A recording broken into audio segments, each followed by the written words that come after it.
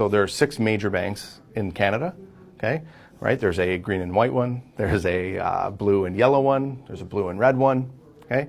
Those are all administrators. And what they don't tell you about when you go to invest in any way, right, is that those are retail shops, okay? It's the same way as walking into H&M versus American Eagle. You can buy a sweater at one, you can buy a sweater at the other. They're both sweaters, but they're different, okay? So you walk into green and white, okay, and you say, I want the best mutual fund, as an example. Okay? The only one that they're going to be able to give to you is the best green and white one. But what happens if the blue and red had the best overall one? You can't access that unless you shop there.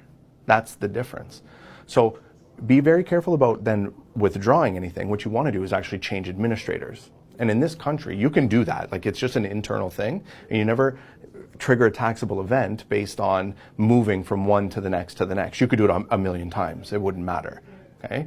But you're then not keeping anything invested for long enough. And there's a real catch to this, is that they being the big 6 retail banks in this country, don't like competing with things that they're already really good at. So the example there would be banks in general make a majority of their money off the interest you pay them, right? So people get upset about fees, right? But the fees are minuscule when you then take into account that these companies are allowed to lend out your money 7 times in the Banking Act, okay, 7 times over. So for every $1 million, they lend out 7, okay? And they do that a majority in mortgages. But you can invest in mortgages. They just don't tell you that. So you could do it with cash. I would say don't do it with cash. There's reasons for that. But you could actually do it with your registered funds as well. But as administrators, those big 6 banks will not allow you to invest in mortgages. That's where they make their money.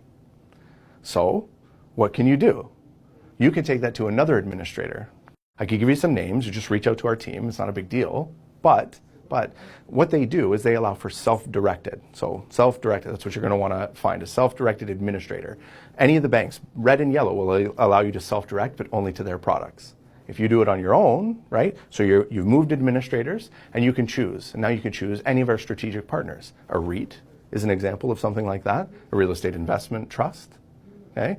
You could do, I would call them land development deals, where people acquire land and they borrow your money and pay you a return to do so.